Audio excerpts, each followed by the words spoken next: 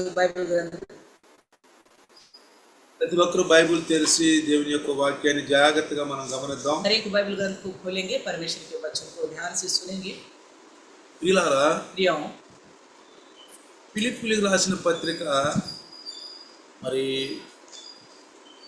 4వ అధ్యాయంలో మనం గనక చూస్తే फिलिपियों की लिखी पत्रिका 4 अध्याय में हम देखेंगे तो దేవుని రాజ్యంటే ఆత్మ కలిగించు ఐక్యంతో మనం ఒకటి కావాలని రాయబడింది.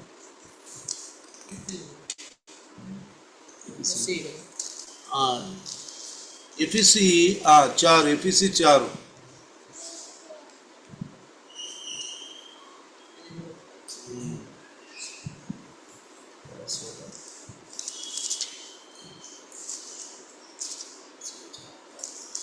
तो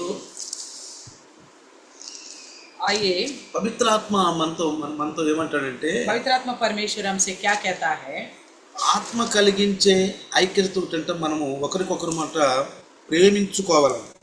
तो आत्मा के द्वारा जो हमें एकता मिलती है, हमें एक दूसरे से प्रेम करनी चाहिए. 4:3 మనం జాగ్రత్తగా గమనిస్తే ఎఫెసీయులకు రాసిన పత్రిక, इफिसियों की लिखी पत्री, బైబిల్ తీయండి అందరూ. सब अपना बाइबल ग्रंथ को खोलेंगे. ఎఫెసీయులకు రాసిన పత్రిక, इफिसियों की लिखी हुई पत्री. సంత పౌలేసు ఎఫెసీయులకు ఒక పత్రిక రాస్తున్నప్పుడు इफिसियों को पौलुस जो पत्रिका लिख रहा था, ఆ యొక్క సంఘములో ఉన్న వారిని ఐక్యత కలిగి ఉండమని ఆ యొక్క పత్రికలో రాస్తున్నాడు. इस पत्रिका में लिखता है कि कलीसिया के लोग एकता में बने रहे. ఇక్కడ 2వ వచనం కనుక మనం చూస్తే, इसमें दूसरा वचन को देखेगा तो సంపూర్ణ వినయంతోనూ సాత్వికంతోనూ దీర్ఘశాంతంతోనూ ప్రేమతోనూ ఒకరినొకరు క్షమించుకొనుడి. अर्थात सारी दीनता और नम्रता सहित और धीरज धर कर प्रेम से एक दूसरे की सह लो. ఏమంటాడు? क्या कहते हैं यहाँ पे? సంపూర్ణ వినయం అంటే మనకు వినయం కావాలి. सारी दीनता चाहिए हमें. క్రైస్తవులకు ఏం కావాలండి? मसीह लोगों को क्या लक्षण దీన్ని होना चाहिए? ఆత్మీయ ఆభరణాలు అంటాం. इसी को हम बोलते हैं आत्मिक आभूषण. ఆత్మీయ ఆభరణాలు. आत्मिक आभूषण. ఈ ఆత్మీయ ఆభరణాలు పెళ్లి కుమార్తె సంఘానికి ఉంటాయండి. ये आत्मिक आभूषण जो है दुल्हन की कलिसिया को ही होता है. ఎట్లా శరీరపరంగా పెళ్లి కుమార్తెని మనము మరి బంగారంతోనూ వెండితోనూ పూలుతోనూ ఎట్లా మనం కొత్త కొత్త బట్టలతోనూ పూర్తిగా సిద్ధపరుస్తాము. जैसे दुल्हन को हम क्या करते हैं कि नया कपड़ों से, सोना चांदी से गजरा लगा के जैसे सुंदर बना के रखते हैं. అంటే చూసే వాళ్ళకి అందంగా ఉండాలి. यानी कि देखने वालों को एकदम खूबसूरत दिखे. అంటే పెండ్లికి సిద్ధపడుతున్నటువంటి వధువు, यानी कि शादी के लिए तैयार होने वाली दुल्हन, అంటే పెండ్లికి సిద్ధపడుతున్న ఒక వధువు లాగా शादी के लिए तैयार होने वाली एक दुल्हन की तरह అట్లానే మనము इसी प्रकार हम भी ఆ పెండ్లి కుమార్తెని సిద్ధపరుస్తాం కాబట్టి दुल्हन को जैसा तैयार करते हैं, అదే విధంగా इसी रीति से మనం ఆధ్యాత్మిక అలంకారాలతోటి ఎప్పుడు కూడా సిద్ధపడి ఉండాలి. इसी प्रकार हम आत्मिक अलंकरण से हमेशा तैयार रहना है. మన తల నుంచి అరికాలు వరకు हमारे सर से लेकर पांव तक మన పరివర్తనని మార్చుకోవాలి. हमारे चाल चलन को बदलना होगा. ఎందుకంటే యేసుప్రభువు అంటున్నాడు, क्योंकि मसीह यीशु कहता है పరలోక రాజ్యము సమీపించి ఉన్నది. स्वर्ग राज्य निकट आ चुकी है. పరలోక రాజ్యము సమీపించి ఉన్నది. स्वर्ग राज्य निकट आ गई है. కాబట్టి మనము ఆత్మీయ ఆభరణాలు ధరించుకోవాలండి. इसलिए हमारे पास आत्मिक आभूषण होने चाहिए. వివాహానికి సిద్ధపడుతున్నటువంటి పెండ్లి కుమార్తె లాగా మనం ఆత్మీయంగా మనం కూడా ఆత్మ వివాహానికి సిద్ధపడాలి. जैसे शादी के लिए तैयार होने वाली एक दुल्हन की तरह हम भी आत्मिक शादी के लिए आत्मिक अलंकरण से, आभूषण से तैयार हो जाए. చూడండి, మీరు ఇక్కడ ఆ చేయి పెట్టి ప్రకటన గ్రంథం 19వ అధ్యాయం చూస్తే, देखिए प्रकाशित का 19वां अध्याय को, అక్కడ ఏమంటారంటే పెండ్లి కుమార్తె సిద్ధపడుతుందంట. वो कहता है कि दुल्हन तैयार हो रही है. పెండ్లి కుమార్తె పెండ్లికి సిద్ధపడుతుంది. देखिए दुल्हन जो है शादी के लिए तैयार हो रही है. పెండ్లి కుమార్తె తన యొక్క చూడండి देखिए 7వ వచనంలో, 19वां अध्याय प्रकाशित वाक्य का ప్రకటన 19:7వ వచనంలో, प्रकाशित का 19 की 7 में మనం సంతోషపడి ఉత్సాహించి ఆయన మహిమ పరుద్దాం, గొర్రె పిల్ల వివాహ సమయం వచ్చింది అంటున్నాడు. आओ हम आनंदित और मगन हो और उसकी स्तुति करें क्योंकि मेमने का विवाह आ पहुंचा है. గొర్రె పిల్ల వివాహ సమయం వచ్చింది. मेमने का विवाह చేసుకోవాలి. कौन है ये मेमना, आपको समझ में आना ఈ चाहिए. గొర్రె పిల్ల ఎవరంటే ये मेमना कौन है कि యేసు క్రీస్తే, मसीह यीशु. యేసు ప్రభువే मसीह यीशु ही है. గొర్రె పిల్ల. ये मेमना है. గొర్రె పిల్ల ఎట్లా ఆ యొక్క బలిపీఠం మీద ఆ యొక్క ఆ ఇజ్రాయేలు యొక్క పాపాలు శాపాల కొరకు వధించబడిందో जिस तरह मेमना इजरायलियों के पाप और शापों की खातिर वेदी के ऊपर वध किया गया है, అదే విధంగా उसी रीति से ఇక్కడ ఈ యొక్క యేసు ప్రభు ఈ ప్రపంచాలలో ఉన్నటువంటి పాపుల యొక్క పాపాన్ని తీసివేయటానికి ఆయన గొర్రె పిల్లగా వచ్చాడని సాదృశ్యంగా చెప్పబడింది. इसी प्रकार यीशु मसीह भी दुनिया भर की सभी पापी लोगों के खातिर मेमने की तरह वध होने के लिए आया बोलकर उसी का सादृश्य में बताया जा रहा है. ఆనాడు ధర్మశాస్త్రంలో చెప్పిన ప్రకారంగా దేవుడు మోషేతోటి ఇజ్రాయేలులందరూ కూడా వారి వారి పాపాల కొరకు ప్రతి ఒక్కరు కూడా ఒక గొర్రెను గాని మేకను గాని ఒక పొట్టేలుగా వధించాలి. उन दिनों में जैसे बताया गया था व्यवस्था के अनुसार मूसा के द्वारा सारे इजरायलियों को चाहे मेमना हो मेढ़ा हो उसके लिए वध करना होगा. అదే విధంగా ఈ ప్రపంచాల యొక్క మనుషుల యొక్క పాపాలను తీసివేయటానికి इसी प्रकार दुनिया भर के इंसान का पापों को दूर करने के लिए యేసు ప్రభు ఈ లోకములో గొర్రె పిల్లగా సాదృశ్యంగా ఉన్నాడు. यीशु मसीह भी इस संसार में मेमने के जैसा सादृश्य में आया है. కాబట్టి ప్రకటన గ్రంథం 19వ అధ్యాయము इसलिए प्रकाशित की 19वीं अध्याय 7వ వచనంలో చూస్తే 7वें वचन में देखेगा మనం సంతోషపడి ఉత్సహించి ఆయన్ని మహిమపరచాలంట. हम आनंदित होना है, मगन होना है और उसकी स्तुति करनी है. మనం ఆనందించాలి, हम आनंदित होना है, సంతోషించాలి. मगन होना है. పెళ్లి వారు ఎలా సంతోషిస్తారో, जैसे शादी की घर के लोग बड़ा खुशी मनाते हैं, ఎంత ఉత్సాహంగా ఉంటారో, किस तरह मगन हो जाते हैं, ఎంత పరుగులెత్తుతూ ఉంటారో, कितना दौड़ भाग लगे रहते మనం हैं. కూడా ఆత్మీయత కొరకు పరుగులెత్తే వారిగా ఉండాలి. इसी प्रकार हम आत्मिक में जीने के लिए दौड़ने वाला होना మనం కూడా चाहिए. త్వరగా సిద్ధపడాలి. हम भी जल्दी तैयार होना है. పెండ్లి కుమార్తె ఇంటి వారు तो दुल्हन की घर के लोग ఎంత సంతోషంగా ఉంటారో, कितना खुश रहते हैं ना, ఎంత పరిగెత్తుతారో, कितना दौड़ते हैं ना, ఎంత సిద్ధపడతారో, कितना तैयारी के साथ रहते हैं ना. అన్ని విషయాల్లో కూడా हर विषयों में త్వరగా తొందరపడుతూ ఉంటారు. बड़ी जल्दीबाजी से काम మనం करते కూడా हैं. తొందరపడాలి. हम भी इसी प्रकार जल्दीबाजी से आगे అదిగో बढ़ना है. ఆ గొర్రె పిల్ల వివాహ మహోత్సవం సమయం వచ్చేసిందంట. देखिए उस मेमने का विवाह आ चुका है, సమయం వచ్చేసింది. समय आ चुका है. ఆయన భార్య తన్ను తాను సిద్ధపరచుకుంటుంది. और उसकी दुल्हन ने अपने आप को तैयार कर ली है. యేసు ప్రభు గొర్రె పిల్ల రూపంలో ఉంటే अगर यीशु मसीह मेमने का सा है సంఘము భార్య రూపంలో ఉంది. तो कलीसिया जो है पत्नी की जगह में है. కాబట్టి ఆ గొర్రె పిల్ల యేసయ్యే, यानी कि वो मेमना यीशु मसीह है, సంఘం మనమే. कलीसिया हमें है. క్రీస్తు రక్తం ద్వారా కడగబడ్డ మనమే సంఘం. मसीह की लहू के द्वारा धुले हुए कलीसिया हमें है. కాబట్టి సిద్ధపడి ఉండాలి. इसलिए तैयारी के साथ रहना है. చూడండి देखिए 8వ వచనం చదివితే 8वें वचन भी पढ़ेगा तो ఆమె ధరించుకోవడానికి ప్రకాశమానమైన నిర్మలమైన సన్నపు నార బట్టలు ఆమెకి ఇవ్వబడ్డవి, అవి పరిశుద్ధుల నీతి క్రియలు అంటాడు.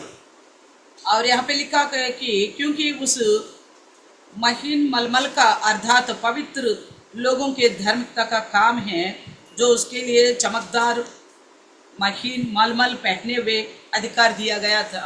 ఏంటంట పరిశుద్ధుల నీతి క్రియలు. ये कहता है कि पवित्र लोगों का धार्मिकता का काम है. ఇంకా అతడు నాతో ఇలా చెప్పడం చూశాను, और भी उसने मुझसे कहा గొర్రె పిల్ల పెళ్లి విందుకు పిలువబడిన వారు ధన్యులు. जो लिखा है कि वे धन्य है जो मेमने की विवाह के भोज में बुलाए गए हैं. అలా రాయి. इस तरह लिखो పెండ్లి కుమార్తె విందుకు పిలువబడిన వారు ధన్యులు అంటండి. तो मेमने की विवाह में की भोज में जो बुलाए गए थे वो धन्य है. ఈ మాటలు దేవుని యథార్థమైన మాటలు, ये बातें परमेश्वर की ओर से सच्चे हैं, యథార్థమైన మాటలు ఇవి. सत्य वचन है ये. కాబట్టి యేసు ప్రభు రాబోతున్నాడు. इसलिए मसीह यीशु आने वाला है. సిద్ధపడదాం. हम तैयार हो जाएंगे. సిద్ధపడటానికి तैयार होने के लिए ఎఫెసీయులకు రాసిన పత్రిక एफिसियों की लिखी हुई पत्री 4వ అధ్యాయము 4th अध्याय 2వ వచనం కనుక చూస్తే दूसरे वचन में देखिएगा तो మొదట వినయం అంటున్నాడు. पहले जो है सारी दीनता होनी चाहिए. వినయం అంటే సంపూర్ణ వినయం. दीनता यानी कि संपूर्ण दीनता, సగం సగం కాదండి. थोड़ा थोड़ा नहीं है, సగం సగం వినయం కాదు. ना आधा आधा. కొంతమంది చూడండి, कुछ लोगों को देखिए, కొంతమంది లోబడరండి. कुछ लोग आधीन नहीं होते, అంటే కొంతమంది దికావట్ చూపిస్తారు. कुछ लोग दिखावट करते हैं. అంటే దికావట్ అంటే చూపించడానికి, केवल दिखाने के लिए, बस చూపించడానికి केवल दिखाने के लिए వాళ్ళు వినయముగా ఉన్నట్టు ఉంటారు. नम्र जैसा दिखाते हैं. కానీ ఇక్కడ ఏమంటారంటే क्या कहता है यहाँ पे? సంపూర్ణ వినయముతో, सारी दीनता, సంపూర్ణ వినయముతో, सारी दीनता సాత్వికముతో, और नम्रता सहित దీర్ఘశాంతముతో, और धीरज धर कर ప్రేమతో प्रेम से ఒకరినొకరు క్షమించుకోండి. एक दूसरे की सहना होगा. ఒకరినొకరు క్షమించుకోండి. एक दूसरे को सहो. కాబట్టి इसलिए ఇది 3వ వచనం కనుక చదివితే अगर इसमें तीसरा वचन पढ़ेगा ఆత్మ तो కలిగించే ఐక్యాన్ని సమాధానం అనే బంధం చేత కాపాడుకోవటంలో శ్రద్ధ కలిగి ఉండండి. मेल और बंधन में आत्मिक की एकता रखना का यत्न करो. ఏమంటాడు ఇక్కడ? क्या बोलता है यहाँ पे? ఆత్మ కలిగించే ఐక్యత.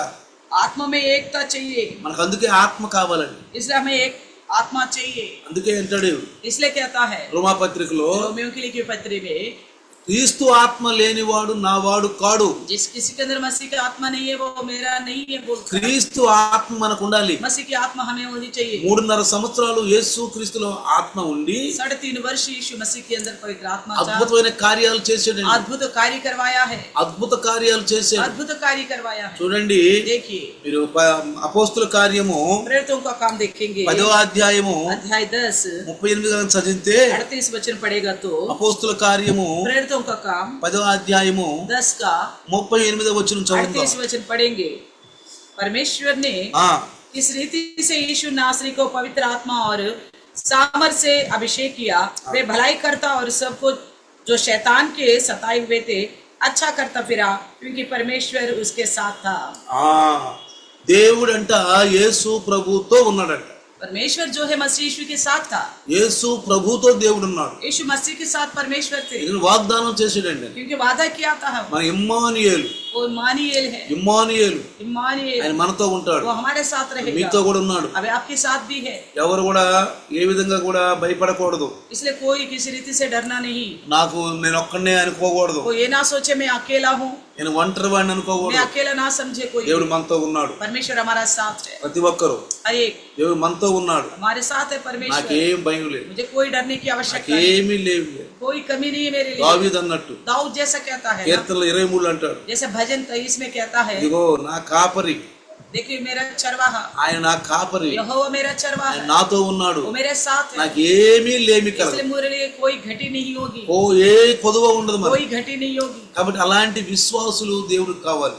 इस तरह का विश्वास रखने वाला चाहिए అలా परमेश्वर. విశ్వాసం పెట్టేవాళ్ళు इस కావాలి. तरह विश्वास रखने वाला चाहिए. చాలా మంది మేము క్రైస్తవులు అంటారు, बहुत सारे लोग अपने आप को मसीह कहते हैं, చాలా దుఃఖంతో ఉంటారు, बड़ा दुख दिखाते చాలా हैं, బాధతో ఉంటారు, बड़ा तकलीफ उठाते रहते हैं, ఒకప్పుడు సంతోషంగా ఉంటారు, कुछ दिन खुश रहते हैं, ఒకప్పుడు వినయంగా ఉంటారు, कुछ दिन नम्र रहते हैं, వాళ్ళలో ఒకప్పుడు దీర్ఘశాంతం ఉంటది, कभी धीरज रहती है, ఒకప్పుడు సమాధానం ఉంటది. कभी शांति रहती है. వాళ్ళ పరిస్థితులు బట్టి మారుతూ ఉంటారు. यानी कि उनकी हालतों की वजह से वो बदलते रहते అలా हैं. ఉండకూడదు, ऐसा नहीं रहना चाहिए. సంపూర్ణంగా ఉండాలి, तो कहते हैं सारी तरह दीनता होना चाहिए, सारी रीति से లోబడాలండి. आधीन होना है. అందుకే అంటాడు इसलिए कहता है ఈ అపోస్తుల కార్యము 10:38లో, प्रेरितों का 10:38 में, దేవుడు అంట నజరేయుడైన యేసు అంట పరిశుద్ధాత్మతోను శక్తితోను అభిషేకించాడట. तो परमेश्वर ने यीशु नासरी को पवित्र आत्मा और सामर्थ से अभिषेक किया है. మీరు మరియమ్మ దగ్గరికి దేవదూత వచ్చినప్పుడు जैसे हम देखते हैं मरियम के पास स्वर्गदूत आया,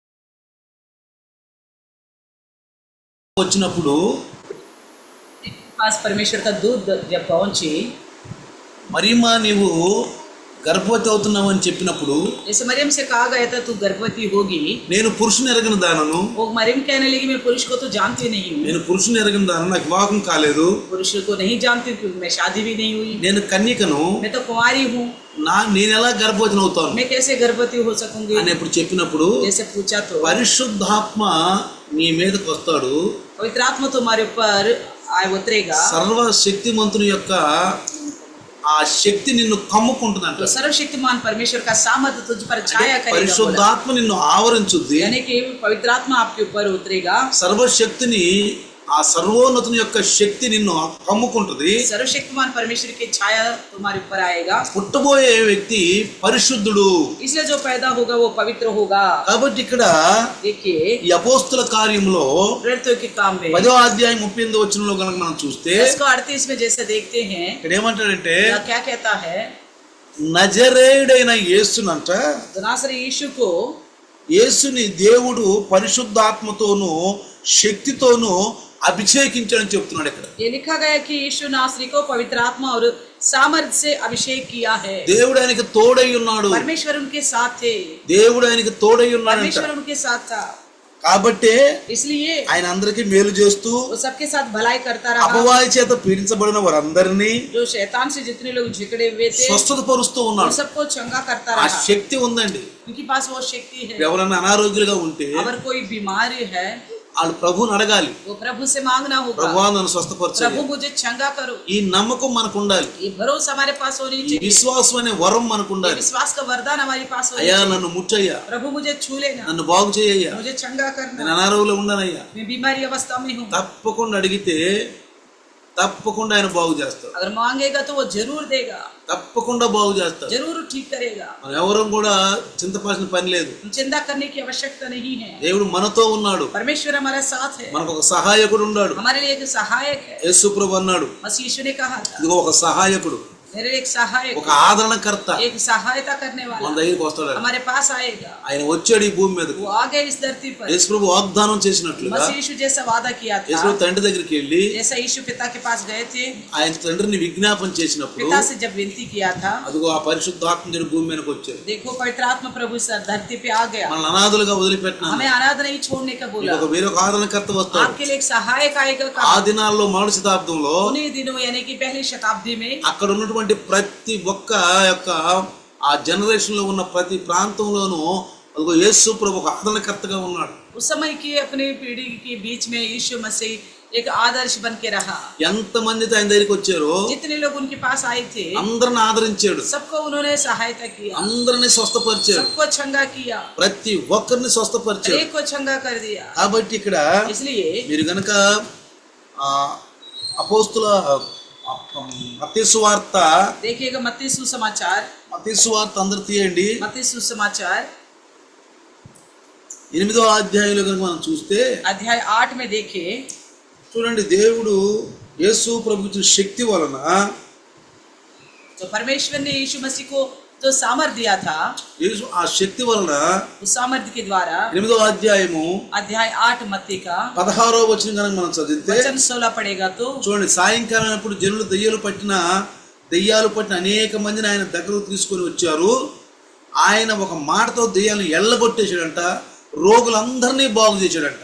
जब सांझी हुई तब वे उसके पास बहुत से लोगों को लाए जिनमें दुष्ट आत्मा थी, और उनसे उन आत्माओं को अपने वचन से निकाल दिया और सब बीमारियां चंगे हो गए। ఆయనే మన బలహీనతల మీద మోసుకొని మన రోగములను భరించడని యెషయా రాసిన ప్రవక్త రాసినటువంటి ప్రవచనం పూర్తయింది. అక్కడ जो वचन यशायाह भक्ता के द्वारा कहा गया था वो पूरा हो गया। उसने आप ही हमारी दुर्बलताओं के लिए ले लिया और हमारी बीमारियों को उठा लिया। ప్రతి ఒక్క అనారోగ్యాన్ని ఆయన స్వస్థపరిచినట్టుగా ఉంది. అక్కడ हम देखते हैं कि हर प्रकार की रोग को उन्होंने चंगा कर दिया, నానా ప్రకారైన రోగాలన్నిటిని ఆయన బాగు చేశాడు. तो सब प्रकार की रोग को उन्होंने चंगा कर दिया।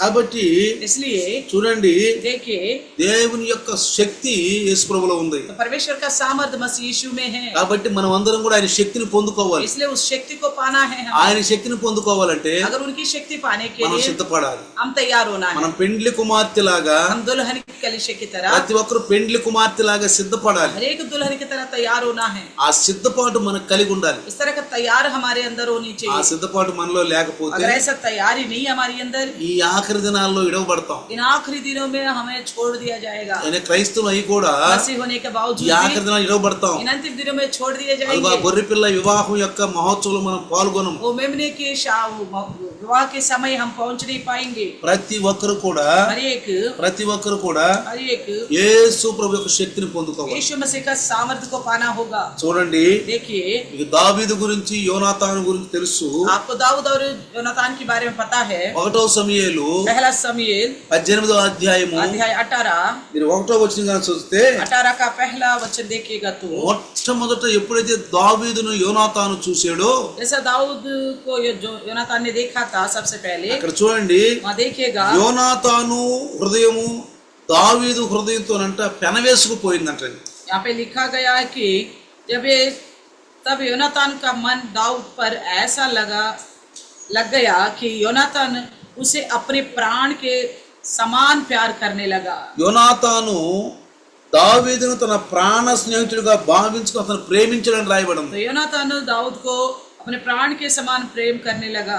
అంటే ఆత్మ కలిగించే ఐక్యం అది అట్లా ఉంటదండి. यानी कि आत्मा में एकता इसी प्रकार की होती है। ఆత్మ కలిగించే ఐక్యత అనేది మనకు కావాలి. आत्मा में एकता हमारे अंदर होनी चाहिए। ఈ ఏకత కనుక మనలో లేకపోతే, इस प्रकार की एकता नहीं हमारे अंदर, మనలో ప్రేమ లేకపోతే, अगर हमारे अंदर प्रेम नहीं है, మనం దేవునితో ఐక్యత కలిగి లేకపోతే, परमेश्वर के साथ नहीं है हम, గనగనమో గంటే అంటాడు. तो हम वो तो बजने वाला बाज की बराबर కేవలం बोलता है। క్రైస్తవులు అనిపించుకుంటున్నాం. केवल हम मसीह कहलाते हैं। ఈ ఆఖరి దినాల్లో इन अंतिम दिनों में సాతానుడు బాగా పనిచేస్తున్నాడు. शैतान बहुत ज्यादा काम कर रहा है। పేతురు గారు రాశాడు, पतरस ने लिखा था, ఎవరిని మింగుదునా అని కూడా వస్తున్నాడు అండి. किसको फाड़ डालूं करके वो आ रहे, ఎవరిని మింగుదునా అని, किसको फाड़ डालूं, ఎవరు దొరుకుతారు, कौन मिलेगा, ఎవరిలో ఈ లోకాశలు ఎక్కువగా ఉంటాయో इसके अंदर इस संसार का लालच ज्यादा होगा, వాళ్ళని ఎక్కువగా పట్టుకుంటాడండి. उन्हीं को ही पकड़ेगा शैतान। ఎవరికైతే ఆత్మీయ ఆభరణాలు ఉండవో, जिसके पास आत्मिक आभूषण नहीं है, దేవుని వాక్యానికి లోబడరో, जो परमेश्वर के वचन का अधीन नहीं వాళ్ళని होते, పట్టుకుంటాడండి. उन्हीं को पकड़ेगा, వాళ్ళనే పట్టుకుంటాడు. उन्हीं को पकड़ेगा। అందుకే అంటాడు,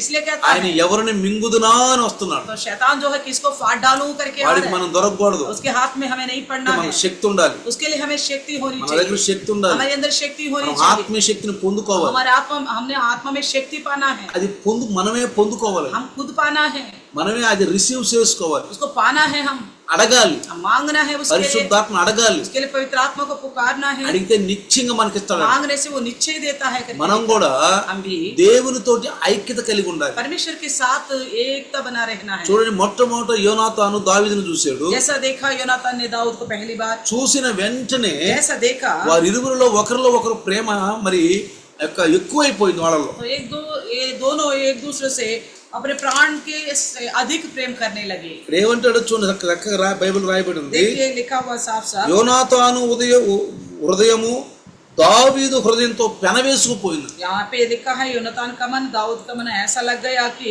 अपने प्राण के समान प्रेम करने అంటే लगे। ఇక్కడ పరిశుద్ధాత్మ దేవుడు కలిగించిన ఐక్యత ఇది. यानी कि पवित्र आत्मा के द्वारा जो एकता है ना, उसको बताता है। మనకు పరిశుద్ధాత్ముడు ఉంటే अगर हमारे अंदर पवित्र आत्मा होगा, మనం ఏకం కలిగి ఉంటాం. हम एकता में रहेंगे, ఒకరికొకరు ఏకం కలిగి ఉంటాం. एक दूसरे के साथ मिला रहेंगे।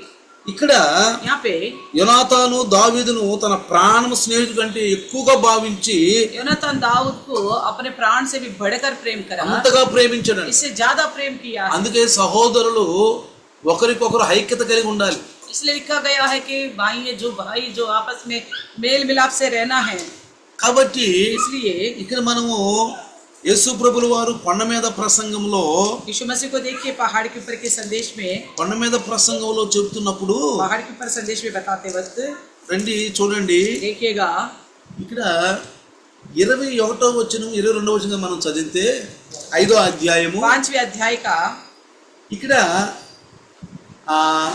22వ వచనంలో ఏం చెప్తాడంటే, मत्ती 5 का 22 में लिखा है कि నేను మీకు చెప్పేది ఏంటంటే, मैं आपसे क्या कहता हूँ, తన సహోదరుని మీద మరి అనవసరంగా కోపపడకూడదు. अपने भाई के ऊपर बिना मतलब का क्रोध नहीं करनी चाहिए। ఇక్కడ ఏం రాయబడిందంటే, क्या लिखा गया है, సహోదరు మీద కోపపడితేనంట న్యాయ విమర్శకు వస్తాడంట. तो भाई के ऊपर क्रोध करने से वो दंड के योग्य होगा। సహోదరుని చూసి పనికి మాలిన వాడంటే మరి మహాసభకి లోనవుతాడంట.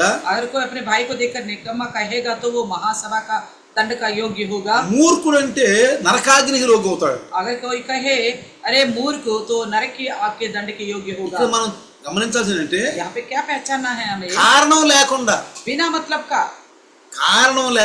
बिना मतलब का, ఏ కారణం లేకుండా कोई भी कारण नहीं है సహోదరు మీద కోపపడటం. भाइयों के ऊपर गुस्सा ఇక करना। అర్థం చేసుకోవాల్సింది यहाँ ఏంటంటే, समझने वाली विषय क्या है, యేసు చెబుతుంది ఇక్కడ ఏంటంటే, यीशु में से क्या कहता है, यहाँ पे కోపాలు రావని కానీ కాదు, गुस्सा नहीं आएगा बोल के नहीं है, మంచివాడే మూర్ఖుడు అంటాం తప్పని కాదు, ये मूर्ख बोलना गलत है बोल के नहीं ఎందుకంటే పనికి మాలినలాగా ఉన్నాడు అంటాం తప్పు కాదు. है, ये निकम्मा करके बोलना भी गलत नहीं है। అలాంటి వాళ్ళని మనం అలా సంబోధిస్తాం. तो ऐसा जो करते हैं उनका हम ऐसे ही बोलते हैं। మీరు అర్థం చేసుకోవాలి. ఇక్కడ आप यहाँ पे समझना है, యేసు ప్రభు మాట్లాడిన మాటకి అర్థం यीशु తెలుసుకోవాలి. मसीह की कहने वाली बात को समझना మీరు चाहिए। అనుకోవచ్చు, आप सोच सकते हो ఇదేంటి కోపపడితేనేనా, क्या गुस्सा करने से ही, పనికి మాలినోడు అంటేనా, निकम्मा बोलने से ही, మూర్ఖుడు అంటేనేనా, ये मूर्ख बोलने से ही, అయితే పరలోకానికి ఎవరు వెళ్తారు? फिर तो इसका मतलब स्वर्ग में कौन जाएगा। మనం చాలా మంది అంటాం, हम कई सारे लोग बोलते చాలా हैं మూర్ఖుల్లాగా ఉండవు ఏంటండి, ये तो बड़ा मूर्ख दिखता है तुम, ఎందుకంటే మరి పరలోకం నరకానికి వెళ్ళిపోతామా? क्या इतना बोलने से भी क्या नरक में चले जाएंगे। ఇదేంటి పనికిరానండి, ఇప్పుడు పనికి మాలినోడు అంటే ఈయన మనం మహాసభకు లోనవుతామా? तो हम अगर किसी को हम कहे ये तो निकम्मा कुछ काम धाम नहीं करता बोलने से क्या हम महासभा के दंड के योग्य होंगे? పిల్లల మీద కోపపడతాం, बच्चे के ऊपर भी गुस्सा करते భార్య हैं, మీద కోపపడతాం, पत्नी के ऊपर गुस्सा करते हैं, ఇతరుల మీద కోపపడతాం. दूसरे के ऊपर भी गुस्सा करते కోపం हैं, వచ్చుద్ది, आता है गुस्सा, కోపం వచ్చుద్ది. आती కానీ है। ఇక్కడ మనం అర్థం చేసుకోవటం ఏంటంటే यहाँ समझने वाली बात क्या है कि కారణం లేకుండా, बिना मतलब का, అది అర్థం చేసుకోవాల్సింది మనం. बिना कारण का, కారణం లేకుండా बिना कारण का ఒక వ్యక్తిని గాని మీద కోపపడటం, किसी व्यक्ति के ऊपर गुस्सा ఇది करना, అర్థం చేసుకోండి. समझना आप। కారణం లేకుండా ఎవరి మీద కోపపడకూడదు. बिना कारण का किसी के ऊपर गुस्सा नहीं करना चाहिए। తర్వాత उसके बाद కారణం లేకుండా పనికి మాలినోడు అనకూడదు. बिना कारण का किसी को निकम्मा नहीं बोलना ఏ चाहिए। కారణం లేకుండా మూర్ఖుడు అనొద్దు. बिना किसी कारण का किसी को भी अरे मूर्ख नहीं बोलना ఆ चाहिए। మొదటి దినాలలో उन पहले शताब्दी అంటే में, మొదటి శతాబ్దంలో पहले शताब्दी నువ్వు में కారణం లేకుండా ఏమైనా కోపపడితే अगर बिना कारण का आप गुस्सा करोगे లేవంటే తీసుకెళ్ళి ఆ ఆ యొక్క విమర్శన సభకు తీసుకెళ్ళుకుని నన్ను అనవసరంగా అక్కడ మీద కోపపడ్డాడండి, అసలు నేను ఏం అనలేదు అని చెప్పి అతని అధికారులకు తీసుకెళ్తాడంట. तो वो क्या करेगा कि अधिकारियों के पास लेके जाएगा, वहाँ पे ये बोलेगा ये बिना मतलब का मुझ पर इसने गुस्सा किया है। అనవసరంగా ఎవరినన్నా జగడం పెట్టుకొని అనవసరంగా పనికి మాలినోడు అంటే अगर किसी के ऊपर बेमतलब हम लड़ाई करेंगे, उनको निकम्मा बोलेंगे तो సన్హెడ్రిన్ సభను మహాసభ తీసుకెళ్తారంట. सनहेड सभा की महासभा में लेके जाएंगे। బా ఎందుకు ఇతన్ని మూర్ఖుడు అన్నావు, क्यों इनको अरे मूर्ख बोला, ఎందుకు కోపపడ్డావు, क्यों गुस्सा किया, ఎందుకు ఇలా చేసావు. क्यों ऐसा किया? కాబట్టి విమర్శలకు వస్తాం మనం. तो इसलिए हम दंड के योग्य होंगे। ఇలాంటి మనం క్రైస్తవుల్లో ఉండకూడదు. इस तरह की बातें मसीह में नहीं होनी चाहिए। అనవసరమైన విషయాలకు జగడాలు పెట్టుకోకూడదు. बेमतलब की लड़ाई झगड़ा नहीं करनी चाहिए। మూర్ఖుడా, అనవసరంగా మూర్ఖుడా, बेमतलब कि हम है मूर्ख बोलते हैं జగడం ఎక్కువ అవుతుంది. तो उससे क्या होगा? लड़ाई बढ़ जाएगी। అసలు బైబిల్ ఏమంటుంది? बाइबल क्या कहती है? ఒక చెంప కొడితే రెండు చెంప చెప్పమంట. एक गाल पे मारने से दूसरा गाल दिखाओ बोलता అంటే है। నీవు సహించు. यानी कि आप सहो, విన్నాం మనం, सुन लिया हम, ఇతరులు సహించు. दूसरों को सह लो। అది ఒకవేళ మూర్ఖుడన్నా, मान लो श्याम नवला ने मूर्ख भी बोला పనికి होगा, మాలినోడన్నా, निकम्मा भी बोला होगा, బాగా కోపడినా ज्यादा भी क्रोध किया होगा। అసలు సహించమంటుంది. कहता है वचन सह लो, బైబిల్ క్షమించమంటుంది. वचन कहता है क्षमा కానీ करो। అనవసరంగా మనం కోపపడితే, हमें बेमतलब की गुस्सा करेगा तो, అనవసరంగా మనం పనికి మాలినోడంటే, बेमतलब हम निकम्मा बोलेगा, అనవసరంగా మనం మూర్ఖుడంటే बेमतलब का हम कहे अरे मूर्ख, ఇక్కడ సమాధానం ఏడుందండి? फिर समाधान कहाँ से होगा? సమాధానం ఎక్కడుంది? मेल मिलाप कहाँ से होगी? పరిశుద్ధాత్ముడు లేకే बिना पवित्र आत्मा की ఈ वजह से దినాలలో इन दिनों में వాద వివాదాలు వస్తున్నాయి. वाद विवाद बढ़ रहे। యోధా పత్రికలు రాస్తున్నప్పుడు यहूदा अपनी पत्रिका लिखते वक्त అక్కడ ఏమంటాడు 19వ వచనంలో, 19वें वचन में कहता है ఆత్మ లేని వాడు భేదాలు కలిగిస్తాడంట. जिनके अंदर आत्मा नहीं है वही फूट डालता है करके लिखा है। చూడండి, देखिएगा, సౌలేమో దావీదు మీద కోపంగా ఉన్నాడు. సౌలు साउल तो दाऊद के ऊपर गुस्सा था, అయితే దావీదును చూసిన వెంటనే యోనాతాను मगर दाऊद को देखा योनातान ने వెంటనే వాళ్ళ ప్రాణం పెనవేసుకుపోయిందంట. तो ऐसा लगा दोनों का मन एक दूसरे को अपने दोस्ती इतना प्राण से हो गया, తన ప్రాణం కంటే ఎక్కువగా अपने ప్రేమిస్తున్నాడు. प्राण से बढ़कर प्रेम करने लगे दोनों। తన మరణం నుంచి కూడా రప్పించాడు, उसे मृत्यु से भी बचाया है, మరణం నుంచి కూడా తప్పించాడు. मृत्यु से बचाया है। కాబట్టి इसलिए సహోదరుల కొరకు యేసు ప్రభు ఒక సహోదరుడుగా, జ్యేష్ఠుడుగా ఈ లోకానికి వచ్చి కుమారుడుగా మన పాపాలన్నీ తన మీద మోసుకుని వెళ్ళాడు. यीशु मसीह एक बड़ा ज्येष्ठ के रूप में इस संसार में आकर हम सबको अपने भाइयों को भाई समझकर हम सबके पाप उसने क्रूस पर उठा के लेके गया। పాపాలన్నీ తన మీద మోసుకుని వెళ్ళాడు. सारे पाप अपने ऊपर लेके चला गया, మన కోసం ప్రాణం పెట్టాడు. हमारे लिए प्राण दिया है। మనం గొర్రెలమంట, हम भेड़ थे, మనం తప్పిపోయాం. हम भटक चुके हैं, తప్పిపోయిన గొర్రెల్ని भटके हुए भेड़ों को మళ్ళీ ఒకటిగా చేర్చడానికి फिर से एक साथ लाने के लिए యేసు ప్రభు మన కోసం ప్రాణం పెట్టాడు. यीशु मसीह ने हमारे लिए प्राण दिया। మనం కూడా ఒకరికొకరు ప్రాణం పెట్టే వాళ్ళం हम ఉండాలి. भी एक दूसरे के साथ प्राण देने वाला बनना चाहिए। సంఘము అనేది ఎందుకంటే, कलिशा किस लिए है? అంటే ఒకటిగా కూడుకుంటుంది ఎందుకంటే, एक साथ क्यों इकट्ठा होते हैं? మనలో ఏ జగడాలు ఉండకూడదు, हमारे अंदर आपस में कोई लड़ाई झगड़ा नहीं होनी మనలో चाहिए, ఏ క్రోధాలు ఉండకూడదు. किसी प्रकार का क्रोध नहीं होनी ఎవరు चाहिए, అనవసరం పనికి మాలినోడా, किसी को बिना मतलब का ये निकम्मा ना కారణం बोले, లేకుండా కోపపట్టము, बिना मतलब का गुस्सा करना, అరే మూర్ఖుడు అంటము, అరే మూర్ఖుడు అంటే ఇలాంటి అపశబ్దాలు మనం इस మాట్లాడకూడదు. प्रकार के अपशब्द हम नहीं निकालना ఇది चाहिए। క్రోధానికి, ఇది జగడాలకు ఉత్పన్నమయ్యే మాటలు. ये क्रोध और झगड़ा को उत्पन्न करने वाली बात है, అందుకే అంటాడు,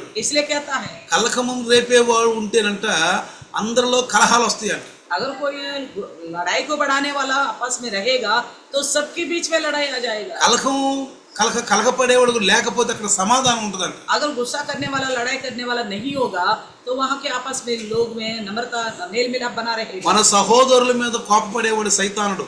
तो हमारे भाइयों के ऊपर गुस्सा जो करता है वो शैतान है, వాడు మనలో ఉంటాడు, वो हमारे अंदर रहता है, అనవసరంగా కార్యాలు చేస్తాడు. वो बेमतलब का कार्य करना चाहता है। కాబట్టి మనం ఎలా ఉండాలంటే इसलिए हमें कैसा रहना है, మనం కూడా యేసు క్రీస్తుతో పెనవేసుకుని ఉండాలి. हमारा मन भी यीशु मसीह के साथ प्राण से बढ़कर लगे रहना चाहिए। దావీదు యేసు క్రీస్తుకు సాదృశ్యంగా ఉంటే, दाऊद मसीह यीशु का सादृश्य है, యోనాతాను ఒక విశ్వాసికి సాదృశ్యంగా ఉంటే, योनातान एक विश्वासी का सादृश्य है। క్రైస్తవులుగా మనం క్రీస్తుని నమ్ముకున్నాం, मसीह होने के नाते मैंने विश्वास किया मसीह पर। మనం ఎట్లా ఉండాలంటే పెనవేసుకుని ఉండాలంట. हम कैसा रहना, मसीह के साथ अपने प्राण के समेत प्रेम करने वाला, అన్యోన్య సహవాసం ఉండాలంట. मेल मिलाप की संगति होनी चाहिए। 1వ యోహాను పత్రిక కనుక మనం చదివితే, पहला यूहन्ना पत्री अगर हम पढ़े, 1వ యోహాను పత్రిక पहला यूहन्ना पत्री చూడండి, देखिए 7వ వచనం, 1వ అధ్యాయం 7వ వచనము, पहला अध्याय का 7वां वचन, 7వ వచనములో 7वें वचन में लिखा है, అయితే ఆయన ఎలుగులో ఉన్న ప్రకారము మనము ఎలుగులో నడిస్తే మనం అన్యోన్య సహవాసం గలవారై ఉంటామంట. पर यदि जैसा वे ज्योति में है वैसे हम भी ज्योति में चले तो हम एक दूसरे से सहभागित रहेंगे।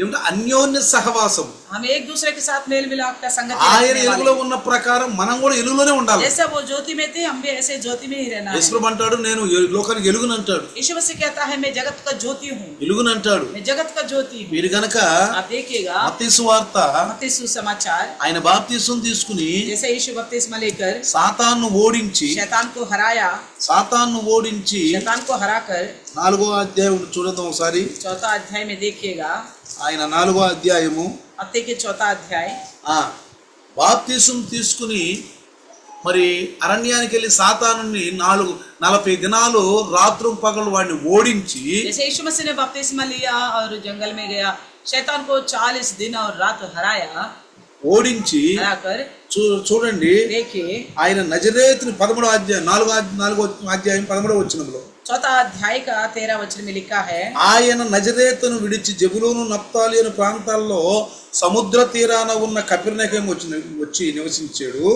ప్రవక్త అయిన యెషయా పలికిన మాట నెరవేరినట్లు జెబులూను ప్రదేశము, నఫ్తాలి ప్రదేశము, సముద్ర పక్కన యొర్దాను అవతల ఉన్న ప్రదేశము, అన్యజనులు నివసించు గలిలియా చీకటిలో ఇలా నివసిస్తూ ప్రజలు ఒక గొప్ప వెలుగును చూశారంట. చూడండి, तो लिखा है 12 से 16 तक,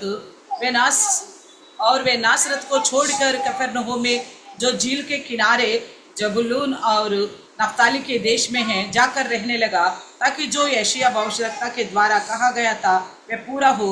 जबूलून और नफ्ताली के देश झील के मार्ग से यरदन के पार अन्य जातियों का गलील, जो लोग अंधकार में बैठे थे उन्होंने बड़ी ज्योति देखी, और जो मृत्यु के देश और छाया में बैठे थे उन पर ज्योति चमकी। చీకటిలో నివసిస్తున్న ప్రజలంటే గొప్ప వెలుగును చూచారంట. जो अंधकार में रहने वाले लोग जो है बड़ी ज्योति को देखा। మరణ ప్రదేశంలో మృత్యు ఛాయలో ఉన్న వారందరూ వెలుగును చూచారంట. जो मृत्यु के देश और छाया में है वो बैठे हैं, वो उन्होंने ज्योति को देखा है। అన్యజనులు, अन्य నివసించే గలీలు, अन्य जाति जो रहते हैं गलील, నజరేతు కూడా గలీలోనే ఉందండి. नाजरत भी गलील में है।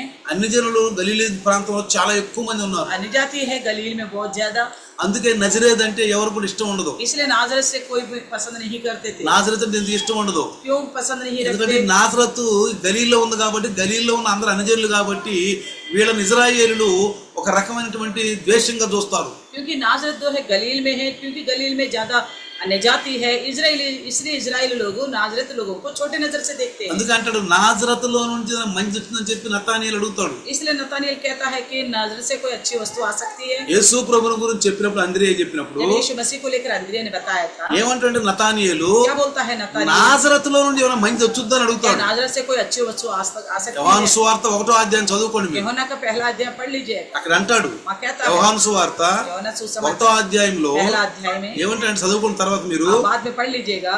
నాజరతులో నుంచి యేసు ప్రభు వచ్చాడు, नाजरत में से यीशु मसीह आया है। అక్కడ మంచిదేమో వచ్చుద్దా? क्या ऐसी जगह से कोई अच्छी वस्तु आ ఎందుకంటే అక్కడ सकती है? గలీలీలు ఉన్నారు. क्योंकि वहाँ पे गलील ఈ है, గలీల్లో ఉన్న నాజరతు वहाँ गलील में है नाजरत, అందరు అన్ని జనులు. सबके सब अन्य जाति है। చూడండి ప్రియులారా, देखिए प्रियो, యేసు ప్రభువు వారు मसीह यीशु నాజరతు వాడు అని పిలుస్తున్నారు, नाजरत के करके बुलाते हैं, నజరేతు వాడు అని పిలుస్తున్నారు. नाजरत के यीशु बुलाते हैं। అయితే तो फिर ఆయన అన్యజనులు గలీలీ ప్రాంతంలో ఉన్న వారి దగ్గరికి వచ్చాడు. अन्य जाति जो गलील में है उनके पास आया था। యెషయా ప్రవక్త చెప్పినట్లు यशायाह भविष्यवक्ता के द्वारा कहा జబూలూను गया, ప్రదేశము, నఫ్తాలి ప్రదేశము, సముద్రం పక్కన ఉన్నటువంటి ఆ యర్దాను ప్రదేశంలోకి వచ్చాడు. जबूलून और नप्ताली देश जो झील की माल से यरदन के पार है, అక్కడ చీకట్లో నివసిస్తున్న ప్రజలంట वहाँ पे अंधकार में बैठे तो लोग గొప్ప వెలుగును చూశారు. उन्होंने बड़ी ज्योति को देखा ఈ है। రకం చూస్తే యేసు ప్రభు వెలుగై ఉన్నాడు. इसका मतलब यीशु मसीह ज्योति है। చీకటి అనే పాపంలో జీవిస్తున్న మనల్ని, जो अंधेरे का पाप में जीने वाला हम लोग, అంధకారం అనే కార్యాల్లో జీవిస్తున్న మనల్ని अंधकार के कार्य करने वाला हम लोग, యేసు ప్రభు ఎప్పుడైతే మనం నమ్ముకున్నామో जैसे यीशु को हमने विश्वास किया है, వెంటనే మారు మనసు పొందాలి. तुरंत मन फिराव आना है। వెంటనే మారు మనసు. तुरंत मन फिराव। చూడండి ప్రియులారా, देखिए प्रियो, ఇప్పుడు ఈ బాడీ ఉంది. हमारी ये देह है, ఈ బాడీ ये देह, ఈ బాడీ యేసు ప్రభు నమ్ముకోక ముందు, యేసు ప్రభు నమ్ముకున్నాక చూస్తే ఒకే రకంగా మనకు కనపడదు. तो हम यीशु मसीह को मानने से पहले, मानने के बाद भी देखो तो ये देह वैसा ही एक सा दिखेगा, అలానే కనపడుద్ది. ऐसा ही दिखेगा। నమ్ముకున్న వెంటనే ముక్కు మారదు, కాళ్ళు మారవు, నోరు మారదు, ముఖం మారదు. हम यीशु को भरोसा किया बोलकर तुरंत हमारी शक्ल, आंख, नाक, मुंह कुछ नहीं बदलेगा, ఏం మారదు. कुछ नहीं बदलेगा। యేసు ప్రభు నమ్ముకోక ముందు ఎట్టున్నావో నమ్ముకున్నప్పుడు అట్టానే ఉంటావు. यीशु मसीह को भरोसा करने से पहले कैसे थे, भरोसा करने के बावजूद भी అయితే ऐसे लोग। మారిపోయేది ఏంటి? मगर बदलता क्या है? లోపల ఉన్నటువంటి హృదయం ఇవన్నీ మారిపోతాయి. లోపల ఉన్న భాగాలన్నీ మారిపోతాయి. हमारी हृदय की अंदरूनी सोच बदल जाती है, ఆలోచనలు, हमारी सोच, ఇంకా నీ చూపులు, आपके नजरिया, నీ క్రియలు, आपके कार्य, నీ నడక, आपकी चाल चलन, నీ మాటలు, आपकी बातों का నీ तरीका, చేతలు, आपके कार्य, ఏ వింటున్నావు, आप क्या सुनते ఇదంతా हो, మారిపోద్ది. ये सब चीज बदलना है। నేను అంటాను, मैं कहता నీ దగ్గర हूँ, పాత ఫోన్ ఉంది, आपके पास पुराना फोन है, 10 సంవత్సరాలు అవుతుంది, 10 साल हो गया, అరే పాత అయిపోయింది, अरे ये तो पुराना हो गया, మధ్య స్ట్రక్ అయిపోతుంది, बीच बीच में स्ट्रक हो जाती है, స్ట్రక్ అయిపోతుంది. स्ट्रक हो जाती है। కొత్త ఫోన్ తీసుకున్నావు, नया फोन लेंगे, నువ్వు కొత్త ఫోన్ తీసుకున్నావు, आपने लिया नया फोन, చాలా మంచి ఫోన్ తీసుకున్నావు, बहुत अच्छा फोन लिया, కానీ ఆ ఫోన్ లో వేసే సిమ్ము, मगर उस फोन में डालने वाला सिम, ఆ పాత ఫోన్ లో ఉన్న వ్యాపులే వస్తాయి దీంట్లోకి. तो पुराना फोन में जो है वही आएगा इसके నీకు अंदर। అర్థమవుతుందా? आपको समझ में आएगा? నువ్వు ఫోన్ అయితే కొత్తది కొన్నావు, आप फोन तो नया खरीदा, ఫోన్ కొత్తది కొన్నావు, నయా ఖరీదా. ఆ యాపులన్నీ పాత ఫోన్ లో ఉన్నాయేగా. तो पुराना फोन में जो है वो सारा कुछ आएगा ना इसमें डालने ఆ से। సిమ్ పాత సిమ్మేగా, सिम तो वही पुराना है, ఆ పాత సిమ్మేగా, वही पुराना सिम, ఆ యాపులన్నీ పాతయేగా. तो जो कुछ उसमें यहाँ पे वही आएगा। కాకపోతే ఇక్కడ ఏమంది, लेकिन क्या कहता है, బాడీ అదే గాని देह तो वही है, ఆ లోపల ఉన్నవన్నీ కూడా దీనిలోకి వచ్చేసి. तो अंदर की वो सारा चीज उस नए में भी आ गया। అట్లానే इसी प्रकार యేసుని మనం నమ్ముకున్నప్పుడు यीशु को हमने भरोसा किया, మనం యాక్టివ్ కనపడతాం, हम तो जैसा है वैसा दिखेगा, కానీ लेकिन రహస్యమైన పాపాలు, రహస్యమైన కార్యాలు, క్రియలు అన్ని కూడా మారు మనసు వచ్చేసి. तो हमारी मन के अंदर गुप्त रूप में जो पाप करते हैं, सोचों में, इन सभी विषयों में भी मन फिरावा आ जाना चाहिए। అందుకే इसलिए ఆ పాపంలో ఉన్న వారంతా యేసు ప్రభువుని చూసిన వెంటనే जैसे पाप के अंधकार में रहने वाले मसीह यीशु को देखा, యేసు ప్రభు ఏమన్నాడంటే, यीशु ने क्या कहा, చూడండి, देखिए పరలోక రాజ్యం సమీపించింది, మారు మనసు పొందండి. यीशु ने कहा मन फिराव करो क्योंकि स्वर्ग का राज्य निकट आया है। ఏమంటున్నాడు? क्या कहता है, పరలోక రాజ్యం సమీపించింది. स्वर्ग राज्य निकट आई ఇక్కడ है, ఏమంటే మారు మనసు. इसके लिए मन फिराव चाहिए, మారు మనసు కావాలండి. मन फिराव चाहिए। మనకను లోకస్తులకు తేడా ఏంటండి? हमारे बीच में और संसारिक लोगों के बीच में क्या अंतर है? వాళ్ళు చూస్తే ఒకే రకం ఉంటారు, మనం ఒకే రకం ఉంటాం. वो देखो वो भी वैसा है, हम भी वैसे हैं, వాళ్ళు బట్టలు వేసుకున్నాం, మనం वो బట్టలు भी వేసుకున్నాం. कपड़े पहनते हैं, हम भी कपड़े पहनते हैं, వాళ్ళు నడుస్తున్నారు, మనం నడుస్తున్నాం. वो भी चलते हैं, हम भी चलते हैं, వాళ్ళు సంపాదించుకుంటాం, మనం वो भी సంపాదించుకుంటాం. कमाते हैं, हम भी कमाते हैं, వాళ్ళు ఉద్యోగం చేస్తాం, మనం ఉద్యోగం वो भी చేస్తాం. नौकरी करते हैं, हम भी नौकरी करते వాళ్ళు हैं, పెళ్లి చేసుకున్నాం, మనం పెళ్లి वो చేసుకుంటాం. शादी करते हैं, हम भी शादी करते हैं, వాళ్ళు పిల్లలు అంటున్నారు, మనం वो అంటున్నాం. भी बच्चे पैदा करते हैं, हम भी बच्चे पैदा వాళ్ళు करते ఇల్లు हैं, కట్టుకుంటాం, మనం वो भी కట్టుకుంటాం.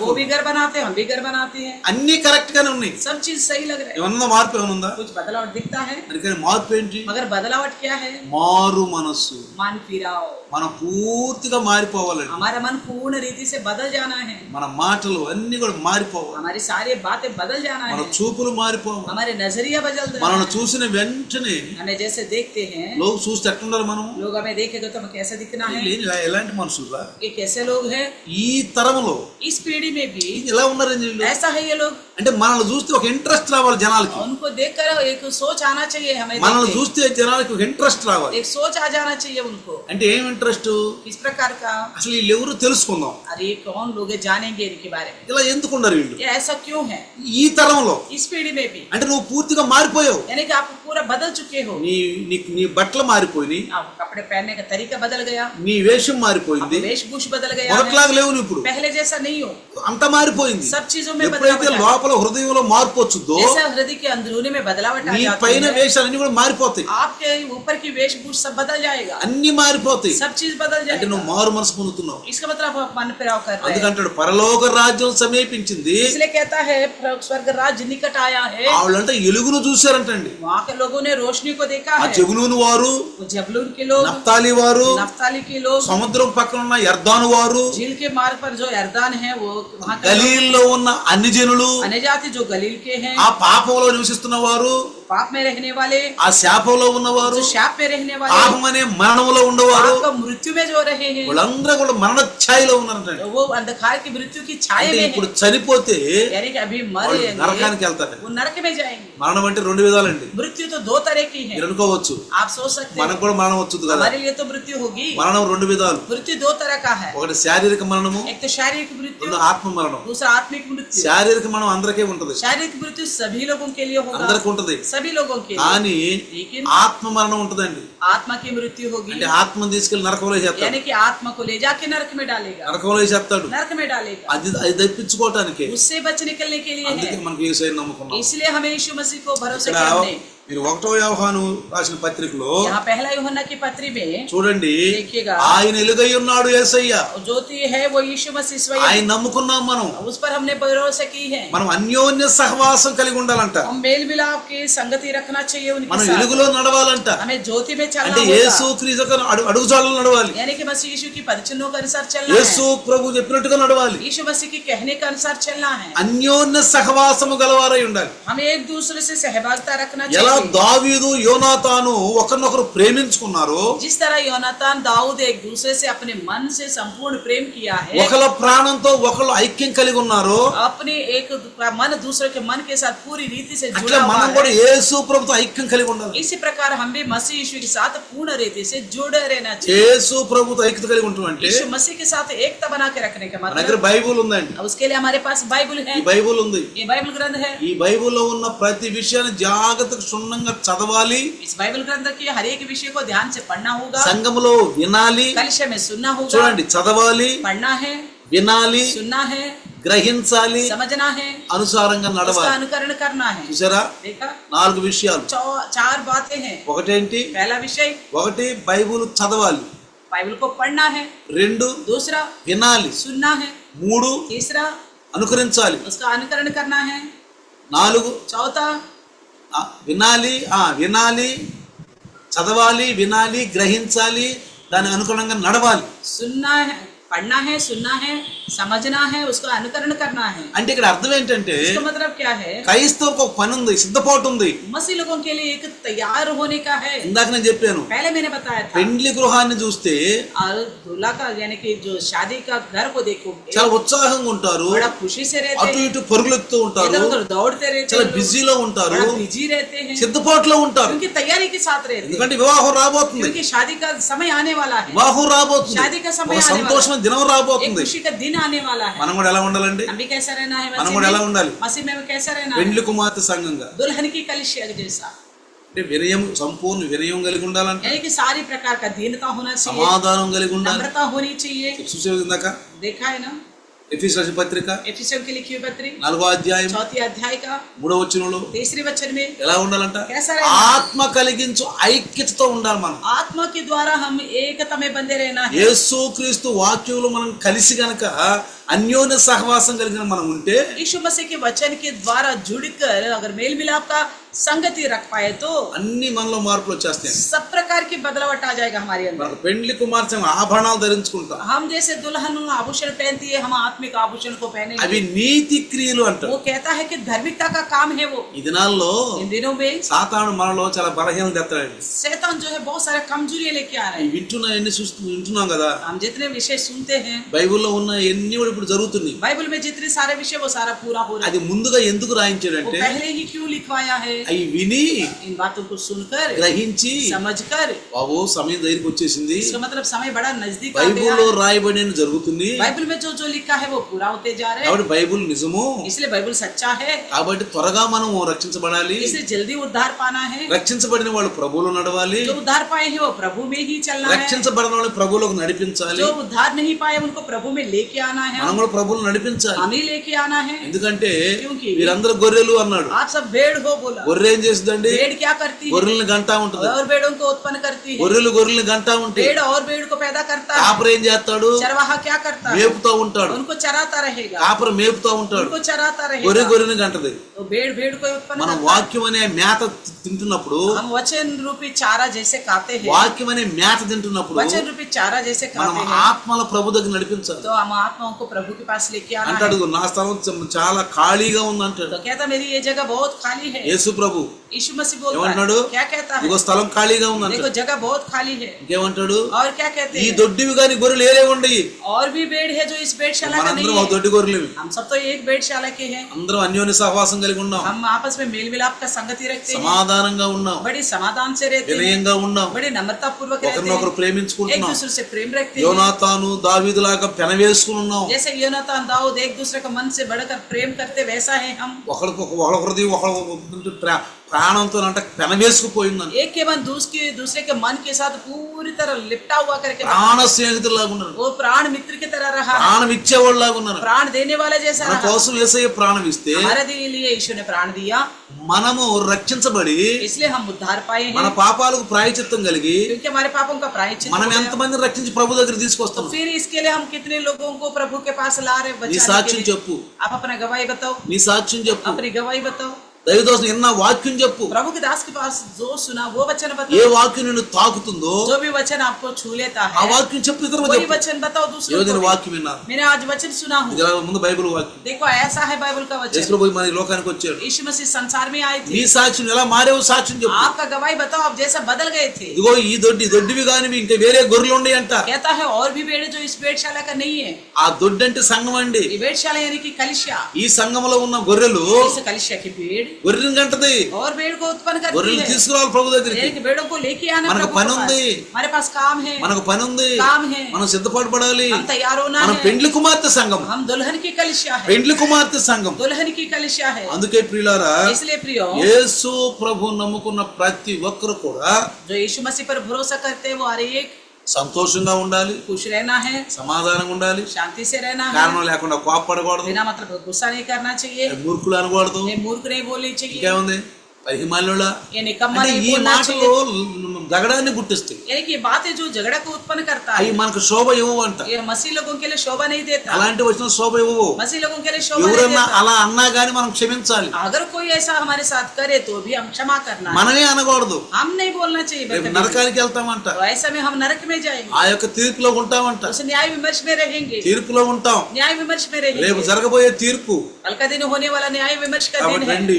इसलिए आइए ప్రతి ఒక్కరు కూడా हर एक ఈ రోజు आज का दिन యేసు ప్రభు వాక్యంలో मसीह यीशु के वचन में మనము जो है हम మనలో ఉన్నటువంటి చీకటి అంధకార శక్తులన్నింటినీ పారద్రోలం, हमारे अंदर की अंधेरी के सारे कामों को भगाना है, మారు మనసు, मन फिराव చిన్న करना है। ప్రార్థన. छोटी सी प्रार्थना, తల్లవంచు. सर झुकाए, వందనాలు నాయన, धन्यवाद। ఈ రాత్రి నీ దాసుని ద్వారా మాట్లాడు. आज रात आपका दास के द्वारा अपने बात, మీరు మాట్లాడిన మాటలన్నింటినీ ప్రభువా, आप जितने बातें बोले प्रभु इन तमाम ఈ बातों को, మాటలన్నీ బిడ్డలు విన్నారు నాయన. ये सारे बातों को सुने हैं, సాతాను ఎత్తుకొని పోకుండా शैतान उठा के ला ले जाने 100కి 100 పాలు దయచేసి, 100 की 100 गुना फल तो 100కి 100 పాలు 100 की 100 गुना फल। మరి దాసుని ద్వారా మీరు మాట్లాడి दास के द्वारा अपनी बात की, పరిశుద్ధాత్మలో మీకు వందనాలు. पवित्र आत्मा प्रभु आपको धन्यवाद। ఆఖరి దినాల్లో ఉన్నాం, आखिरी दिनों में है, ఆత్మ కలిగించి ఐక్యత కావాలని आत्मा के द्वारा एकता होनी మాకు चाहिए। వేరొక ఆదరణకర్తను ఇచ్చారు. हमारे लिए एक सहायक दिया है, ప్రతి ఒక్కరు ఆదరణకర్తను కలిగి ఉండాలి. हर एक उस सहायकर्ता के మొదటి साथ దినాల్లో रहे। యేసుని వెంబడించిన వాళ్ళు, जो पहले दिनों में यीशु का अनुकरण करा, మొదటి తరములో యేసుని వెంబడించిన पहला వాళ్ళు पीढ़ी में यीशु मसीह के पीछे चलने సమూహాలు वाले, సమూహాలుగా వెంబడించారు. झुंड की झुंड उनके पीछे ఇదిగో चला, ఆయన ఆదరణకర్త, वो सहायता ఆయన దగ్గరికి करने వచ్చిన అందరినీ ఆయన వాక్యం మా సువార్తను అందించాడు. जितने लोग उनके पास आए थे उन सबको सुसमाचार స్వస్థతలు सुनाया, చేసాడు. उन सबको चंगा किया ఓ है, వాళ్ళందరినీ తండ్రి బాగుపరిచాడు. उन सबको चंगा किया है। నిన్న నేడు ఏకరీతిగా ఉన్న దేవుడు మీరు. आज और कल एक से रहने वाला వేరే परमेश्वर ఆదరణకర్త ఉన్నాడు. हमारे लिए एक सहायक ఓ है, పరిశుద్ధాత్మ దేవుడు वो पवित्र आत्मा ఓ परमेश्वर మాతో है, ఉన్నాడు. हमारे साथ है, మాతో ఉన్నాడు. हमारे साथ है, ఓ మాతో ఉండి కార్యాలు చేస్తాడు. हमारे साथ रहकर कार्य करता है। ప్రతి ఒక్కరు ఈ వాక్యాలు విని हर एक इन वचनों को सुना, సాతాను ఓడించే బిడ్డ సహాయం शैतान చేయండి. को हराने वाला बनने के लिए మీరు मदद వెలుగులో करना। ఉన్నప్పుడు మేము కూడా వెలుగులో ఉండి సహాయం आप जैसा చేయండి. ज्योति में हम भी ऐसी ज्योति में चलने చీకటి के लिए मदद అంధకార करना। శక్తుల నుంచి బయట సహాయం చేయండి. अंधेरे की शक्तियों से हमें बाहर ఆ निकालने के గొర్రె लिए పిల్ల मदद करना। వివాహ మహోత్సవంలో ఉత్సాహంగా పాల్గొనే వాళ్ళు ఉండటానికి उस मेमने की विवाह की उस खुशी में हम आनंदित और मगन होने पाए। ప్రతిరోజు సాయంకాలం మీరు మాట్లాడుతున్నారు. हर दिन हमसे बात करते हैं। ప్రతిరోజు సాయంకాలం అదాన ఏదైనా వనములో ఆదావులతో మాట్లాడిన దేవుడు ఈ రోజు కూడా మాట్లాడుతున్నాడు. हर दिन शाम के वक्त अदन की वाटिका में आदम हव्वा से बात करने वाला परमेश्वर है। वालु आज भी धन्युलु। हमसे बात करते सुनने वाला धन्य है, విన్నవారు ధన్యులు. सुनने वाला धन्य వాడు है, ధన్యులు అంటున్నారు. धन्य है वो लोग విన్నవాళ్ళు ధన్యులు, जो सुने हैं वो धन्य है, చదువువారు ధన్యులు, जो पढ़ते हैं वो धन्य है, గ్రహించువారు ధన్యులు, जो समझते हैं वो धन्य है, దాని అనుసారంగా నడిచేవాళ్ళు उसका ధన్యులు. अनुकरण करने वाला धन्य है। వాళ్ళే సిద్ధపాటు, वो ही तैयार వాళ్ళే के పెళ్లి साथ, కుమార్తె वो సార్. ही दुल्हन की कलिशा है। రండి ప్రార్థిద్దాం. ये प्रार्थना करें। వందనాలు నాయన. धन्यवाद ఈ प्रभु రోజు जी। నీ దాసుని ఉన్న వాక్యం आपके दास के द्वारा सुनी गई నా वचन హృదయంలో 100 ఫలించింది. मेरी हृदय में 100 गुना फलवंत होने पाए, అతనుకొని పోకుండా शैतान उठा के ना ले जाने యేసు पाए। నామములో కాపాడబడును यीशु గాక. मसीह के नाम से वचन हृदय में बचाए जाए। आमीन. आमीन। पिता परमेश्वर का प्यार, प्रभु यीशु मसीह का महान कृपा, पवित्र आत्मा का सहभागिता आज और कल युगान युग तक सदा काल इम्मानुएल बन के रहे. आमीन। आमीन. Hallelujah, hallelujah, hallelujah. हालेलुया।